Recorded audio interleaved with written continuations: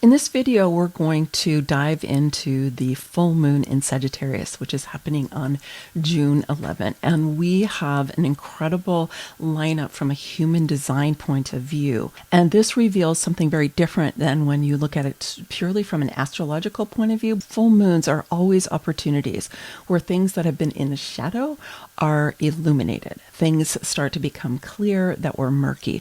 Illusions are pulled away in the light of the sun on the face of the moon. And it's going to really be illuminating for us some of the big tensions that we are navigating in our world today. I'm Maggie Ostara. I've been doing transit reports for almost 5 years, and I'm delighted to be able to share this really important information that can help you know how to navigate the energies that are influencing you every day that a lot of times people don't even realize are happening. So that's what we do in these transit reports, and let's go ahead and dive in.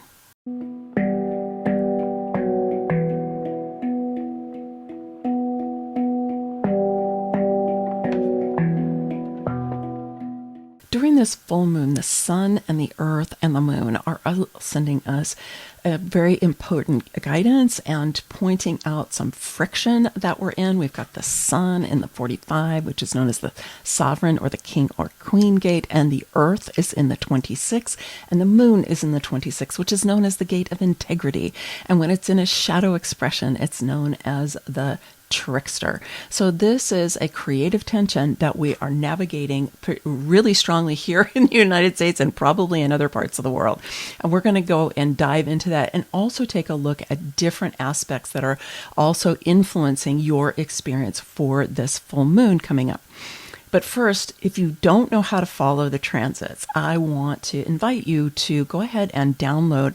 I have a human design transits tracker that I actually just created, and it goes with an understanding human design video training that I did. It's about a half hour long, and it helps just kind of walk you through what it is you want to be looking at when you're doing the transits. So I highly encourage you to go ahead and get that. The link for it will be down below, and it'll just give you some tools that you can use to understand yourself and feel more empowered yourself around tracking the transits.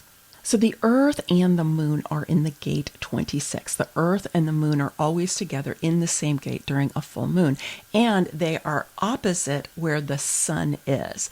In human design, we are always looking at the sun and the earth as they are moving around the human design mandala, and they're always opposite each other. In the gene keys, Richard Rudd likes to call these programming partners, and they're significant in that they are opposite each other, and they sometimes carry very, very opposite energies, like very different. And sometimes they're more complementary. But whatever the case is, in terms of the qualities of energy, they're always in dialogue with each other. They're always kind of reinforcing each other and challenging each other and supporting each other. And this is a lot of what helps us with our personal growth, is when we're in a dynamic situation where things aren't just all blissed out, right? And you're not fighting in a war, right? But you're looking at, okay, we've got this tension. How are we working with this tension? You can see here in this picture of the human design mandala, I know it's kind of small, you can zoom in on it, but we can see at the very top of the chart, the gate 26, and you can see that the earth and the moon are there. And then all the way on the other side of the mandala, down at the bottom of the chart, you can see that the sun is in the gate 45.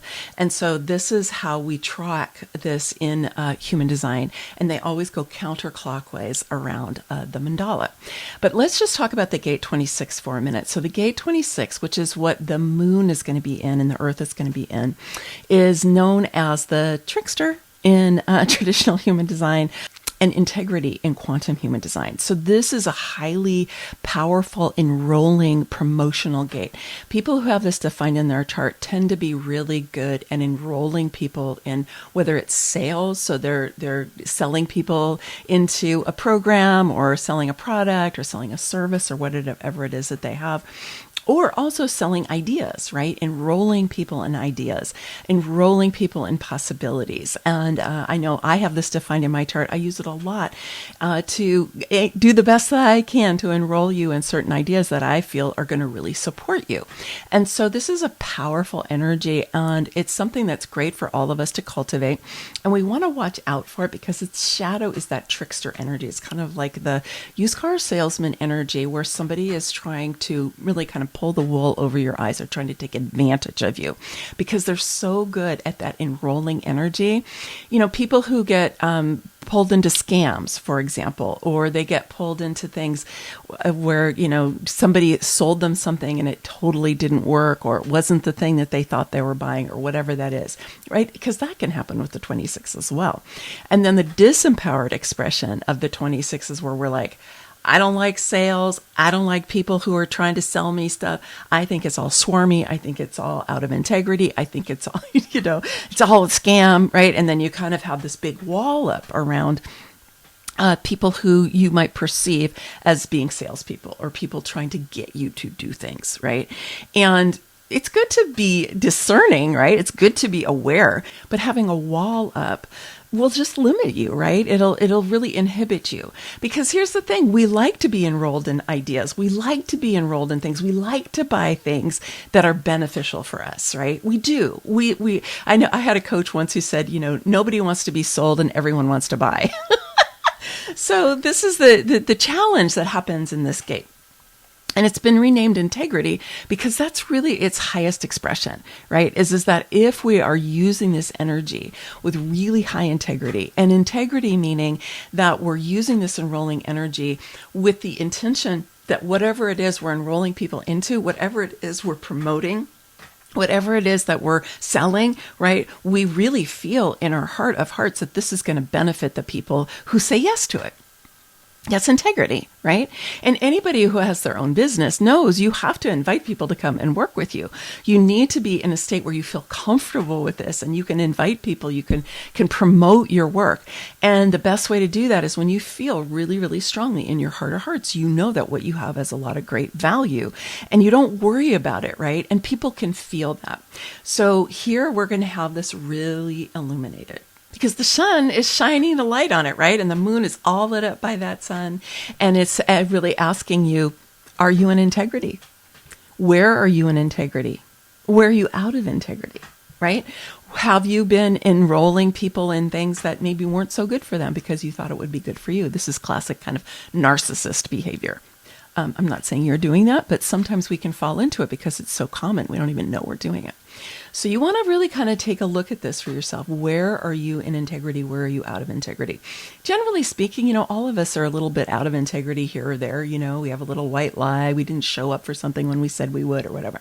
It's a great opportunity for you to just clean stuff up, whether you need to clean it up with yourself. You know, a lot of times here we are, we're heading towards the solstice, we're like mid-year, and it's like, what did you promise yourself at the beginning of the year? Are you in integrity with that or not? You know, did you say, hey, I'm going to start eating this way, I'm going to take care of my body this way, or I'm going to treat my partner this way, I'm going to treat my kids this way? Do a little reality check with yourself, a little integrity check. Am I in alignment with what I said I wanted to grow in myself, or heal in myself, or release in myself? It's a great time to be doing that. But let's remember, this is the sun that is illuminating this, and the sun is in the gate 45, all the way on the other side of the mandala, right? And the gate 45 is, it's coming off of the throat center here. It is the tribal leadership gate. And so it's known in traditional human design as the sovereign gate, or the king or queen gate. I like to call it the sovereign gate. It's been renamed distribution in quantum human design to let us really think about how this leadership is about how do we distribute their resources so that everyone has what they need, right? Doesn't mean everybody's always going to get everything they want all the time, but it does mean that people are going to get what they need. And so really the highest expression of that 45, it's benevolent, it's generous, it's regal, it's caring, it's compassionate, right? It's all those things. But its shadow expression is dictatorship or authoritarianism. And so here we are, we've got the sun, which is lighting up, you know, are we in expressing this sun energy with the new world energy, which is that every voice matters, every person matters. We take care of each other. We have compassion. We find a way to make a world that works for all of us, right? Which is that highest expression of that 45. Or are we falling more into more coercive ways of being? Are we trying to make other people do things? Are we trying to control and manipulate things in order to get what we want? Now, a lot of us have been conditioned into this over many generations, right? So it doesn't make you a bad person if you find in yourself that you've actually been doing some kind of coercive stuff. Okay. But just take a look at it and then clean it up, right? It's just an opportunity to clean this up. But then let's remember, this is like writ large in our world right now. And so we're seeing this tension around, are we in this kind of awakened, beneficial, regal, caring, generous kind of leadership? Are we in integrity with that? Or are we falling into dictatorship, into authoritarianism, falling out of integrity, doing things that are, that have been hidden away, that we haven't seen before, that maybe, are kept in the background? Are there secrets? Are there lies? Because of course, that's a lot of times what people do. They try to sell you something or enroll you in something, but it doesn't turn out to be the thing that you thought you were getting. And I have a distinct feeling that there's some of that going on in our world right now. So if you see that happening, just take some time to unpack it for yourself and really be like, what is an integrity? What is my intention? What do I care about most? What am I in alignment with, right? What am I feeding with my beautiful life force energy? Right? What am I feeding with it? And am I feeding fear or am I feeding possibility? Am I feeding the new earth or am I feeding the breakdown of the old? What am I feeding? Because we can't control a lot of things that are going on in the outer world, right? Where a lot of us are in a kind of deep state of surrender around how things are unfolding. But what we do have command over, right? And I like to use the word command because it's what sovereigns do. They command. They don't control, right? Dictators control. And benevolent sovereigns, and sovereign of yourself, right? Sovereign of your life, to be more in command of how you respond to what's happening. Right? How you respond. Are you reacting? Are you getting triggered? Are you operating out of fear? Are you operating out of the desire to control and manipulate other people? Right? Which there's a lot of that going on right now. Or are you taking a breath, learning how to respond, being like, what's the best thing for me to do in this situation? Right? Should I just be quiet and hold space? Should I withdraw myself? Should I do some energy practices to help move the trigger that I'm feeling in myself right now, but I'm not going to choose to act out of, right? These are the kind of things that we can do no matter what's going on in the outer world. And so this is an opportunity for you to be practicing that and really looking at this opposition, right? Between the sun and the earth and the moon right now, and to be asking yourself, where am I being benevolent? Where am I being generous? Where am I being in integrity? And where am I being out? And where do I see this happening out in the world? And how is that influencing me or impacting me? And then how do I respond to that? How do I work with that? How do I not let it control me? I want to be in command of my own energy, my own choices, where I put my own life force energy, right? I want to pay attention, but I do not want to be controlled. Let's take a look at a different part of this chart. So you'll also see that Jupiter is now in the gate 15, just moved into the gate 15, which is in Cancer. And the gate 15 is on the G center, and it's the gate of compassion, the gate of the love of humanity. And Jupiter is here to expand that energy. So this is beautiful. And also Jupiter moving into Capricorn. I did a whole video about that if you want to go and check it out. So I did a whole video about Jupiter in Cancer, because Cancer is healing, Cancer is caring, Cancer is nurturing, Cancer is family and it's community. And so I think this is really going to be helping us, because we do have this, tension-filled time that we're going through. And if we can just move into this greater state of compassion, which Jupiter is really helping us do, it's going to help us a lot. And then we also, Saturn and Neptune are in the gate 25, which is also in the G center, right? So we've got these two really beautiful gates that are lit up by three of our great celestial giants, right? Are saying, like, are we in compassion? Are we in our hearts? How can we love spirit anymore? The gate 25 is that gate of spirit, right? It's in Aries, and it actually straddles Pisces Aries, but it is about our connection to spirit. And so now that both Saturn and Neptune are in Aries in that gate 25, it's about how are we taking some action around our spiritual growth? How are we bringing some structure and form into our spiritual practices? And those really help us with what I was talking about before. Are we responding or are we reacting? And if you find yourself in a kind of reactive mode, I mean, I know I've been feeling like more irritable than usual, more annoyed, more easily annoyed. And I think part of that is the solar storms that are coming through. There's just a lot of extra energy, a lot of radiation that's coming in. And it is upgrading our system. It is helping to awaken our dormant DNA. At least that's what our hope is, right? And so there's benefit to it, but it's also kind of irritating, right? So if you find yourself getting more irritable, right, or feeling annoyed or more easily triggered, and there are a lot of outer forces that are trying to make you be that way, because when you're in a state of fear, it's easier to control you. So you want to be able to step out of fear. You want to be able to use energy practices. Why I always recommend energy hygiene. In my community, we do Kundalini yoga. Breath work in general is awesome, right? Just lying on the earth can be great.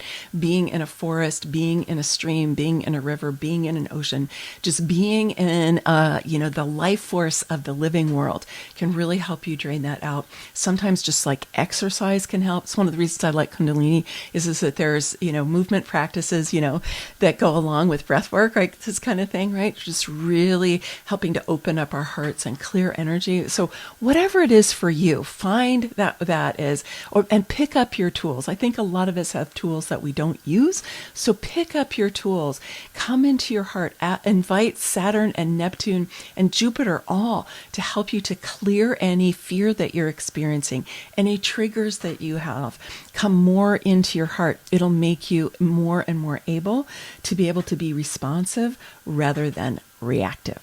Then the last couple of gates I wanted to mention is that we have got Mars lighting up the gate 29, which is the gate of perseverance, or the gate of devotion. And so this is an opportunity for us to grab a hold of our Mars energy, because depending on what's happening with Mars, right, Mars can be the god of war when he's kind of in his adolescent expression, and Mars can absolutely fuel more conflict and more war.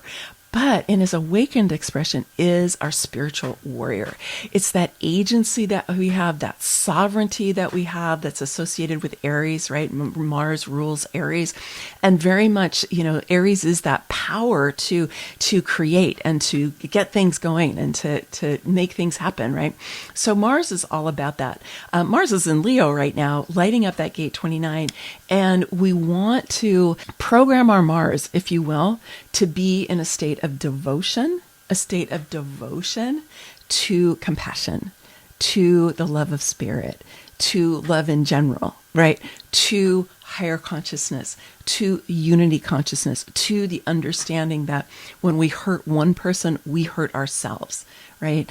And so we've been so programmed away from that. We think that we're all separate.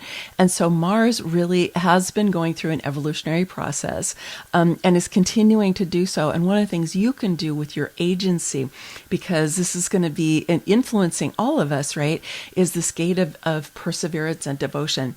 And because we can devote ourselves to things that are not beneficial, right? We can devote ourselves in this weird way to fear, right? Because we just keep going back to it. To find out what you're devoted to, you want to look at where you're spending your time and your energy, right? And so let's all gather together and really say, okay, we are going to elevate that energy of Mars while he's lighting up this gate of devotion. and use this to help us on this full moon, right? To be illuminating what it is that we need to know about our leadership, right? Our leadership inside ourselves, our integrity inside of ourselves, right? We're helping that all to happen, and Mars can help us with that. Then we've got Mercury in the 52, which is all about perspective. Big perspective, small perspective, big perspective, small perspective. And I wanted to bring this in here because Mercury is our communication. It's what we're talking about. And so we often think of it about the words that we use, but just remember communication is like 85% nonverbal. It's our facial expressions, it's our hand gestures, it's how our bodies move, it's how our emotions are moving, through our body and how that's showing up, in our energy field, in our face. All of those things, right? All of those are going to be expressed, right? And so we want to be able to have an understanding about what it is we're communicating and to become more and more aware of that. And so here it's about perspective. And one of the most important things, most beneficial things all of us can be doing right now is zooming out and getting a big picture. We tend to kind of zoom on little things. And unfortunately, our media today is always giving us these little sound bites. Whatever we see in the media, it's highly curated. It's usually highly out of context. Sometimes you might even wonder, did that person even say that? Is that AI? Right? The media, it's hard to trust anything that's coming out of the media today. So that's why turning to the planets is so much more beneficial. So the planets give us a really big perspective, right? A much bigger perspective than we get from watching what's happening in the human world, and especially what we get through the media, because it's so curated, it's so limited, it's so directed to make us try to have a certain point of view. So we want to be able to step back. I love what Pam Gregory says, right? Is that we're just up on our eagle's perch and we're watching what's happening. So not to say that if you have a really heartfelt desire to take action in a certain way, absolutely do that. Just make sure it's coming from your heart and not from fear, right? But otherwise, we do want to have this bigger perspective. We want to be able to not be in the midst of the fray all the time. You may choose to jump into it. God bless you as you do. Or you may choose not to. You're like, that's not how I'm doing my activism. I know in some of the groups I'm in, we're talking about inner activism, right? We're talking about how are we growing ourselves so that we can be examples of the world that we want to live in, right? And of course, it's a big job and a long journey, but it's worth taking. So you get to decide for yourself, right? What are you devoting yourself to? Right?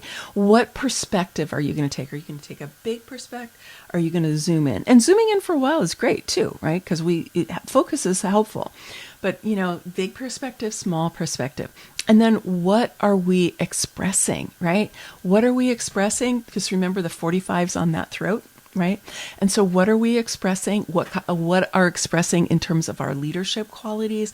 What are expressing in terms of our integrity? What are we expressing, in terms of our love of spirit and our love of humanity, right? Are we coming from our hearts? There's so much going on during this full moon. So I hope that you will go ahead and get that tracker. I actually put an example in the tracker. It's for the June solstice, but it's coming up, so you can use it for that. So make sure that you go ahead and grab that from my website, and you'll get the video that'll also show you how you're going to use that a little bit more, give you, I hope, some more guidance and inspiration. Soon we'll be coming out with our self-study program, which will be much, much more in depth. But this is just a gift for you to give you some tools that you can be working with right now. So my blessing for you for this full moon is that you're able to take that Sagittarius bow, right? And you're going to point it towards expressing and embodying yourself in the way that you most want to. Take all of these energies that are coming from the neutrino stream and use it to transform yourself, to grow yourself, to evolve yourself. Take a look at how are you embodying the gate 45? How are you embodying the gate 26 or the 52, right? Or the 25 or the 50, whatever it is, right? How are you actually expressing and embodying this? And is that working for you? Just like, put your aim on there and let it fly. And just know that as you do this, right, this is going to continue with you for a number of more months, because full moons really kind of create portals that we go through. So your intention and what you decide to do here is going to be with you, at least through the end of the year. So, make it count, right? Make it count. All right, my dears, so delightful to be here with you. You'll see here on the end screen the playlist we have for all of the transits. So if you want to go dig into more transits, there's also a different video there that will help you understand the transits. And then the other will be a playlist, which is, if you're just new to human design, it gives you the fundamentals. It tells you how to read your chart and talks about type and strategy and authority and all the fundamentals that you need to really get grounded in this. Because honestly, if you're not grounded in that, understanding the transits isn't going to take you very far. You really need to have type, strategy, and authority in place for you, and you need to understand what your chart means when you look at it. All right, my dears, many blessings, much love. Bye for now.